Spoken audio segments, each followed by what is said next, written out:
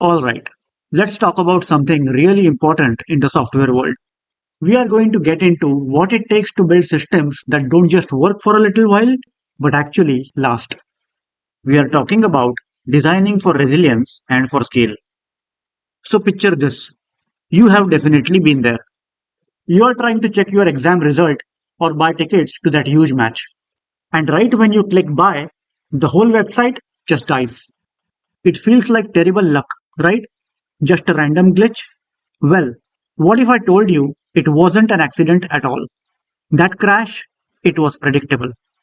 It was basically an outcome that was built into the system's DNA from day one. It all boils down to a fundamental choice that was made in its design. Okay, so let's break this down. On one side, you have got a fragile design. The moment a big spike in traffic comes along, the whole thing just crumbles. But on the other hand, you have a resilient design. That exact same traffic spike hits and the system stays up. This right here is the core difference we are going to explore today. So let's get into our first big challenge. What actually happens when your software becomes a massive hit overnight? How do you survive that kind of sudden success? And this quote just perfectly shows the mindset we need to have. You see, you can't always predict when you are going to get a huge burst of traffic, but you can absolutely design a system that doesn't fall apart when it happens. The outage, that's the part you can actually control. Look at these two scenarios. On the left, you have got the unprepared system. It gets overloaded with requests and it's a complete chaos. The CPU is maxed out, the database gives up, everything times out. It's dead. But on the right, the resilient system is smarter. It sees the flood coming, activates a defense mechanism, protects its most important jobs, and starts turning away requests it can't handle. Yes, it is stressed.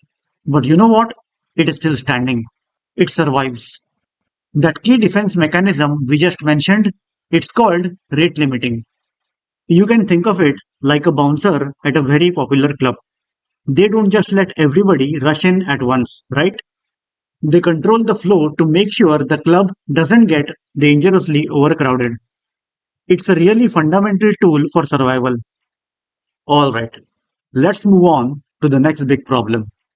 Because sometimes the danger isn't coming from the outside world, it's actually coming from within. We are talking about those dreaded cascading failures. You know the domino effect?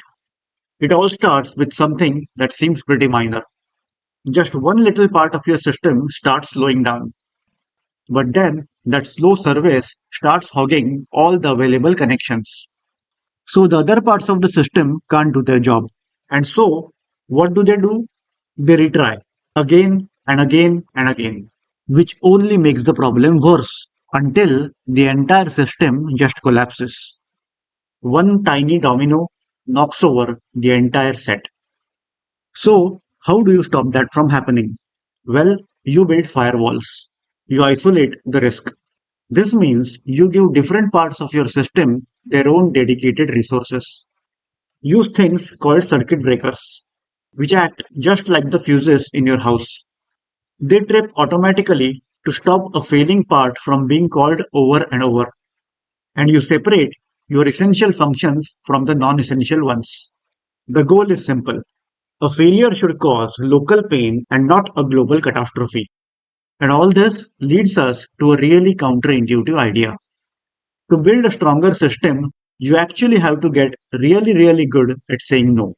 Because believe it or not, in system design, trying to please everybody all at once is the fastest way to disappoint all of them. Just look at the difference here. On the left, that is a spineless system. It can't say no. It just keeps saying yes to every single request. And its to-do list just grows and grows until it completely drowns in work and collapses. But the system on the right, it knows its limits. It applies something called back pressure, which is a fancy way of saying it pushes back and rejects work it can't handle. And by doing that, its most important functions stay alive and responsive. It survives. And this is such a crucial point. Think about it from a user's perspective.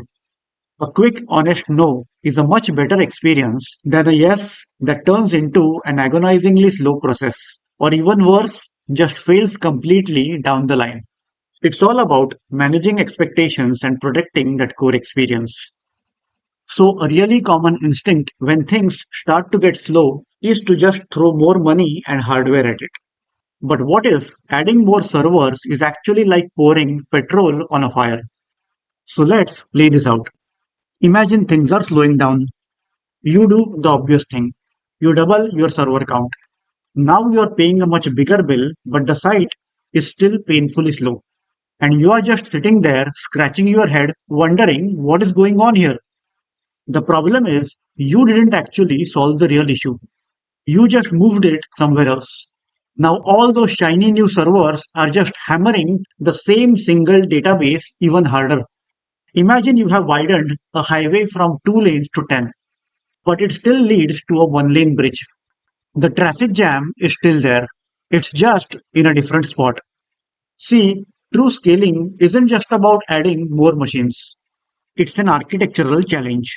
For example, adding caches, which are like a short-term memory for common requests, or creating copies of your database to spread out your work, and literally splitting up your data into smaller pieces so that not everyone is trying to read the same page of the book at once.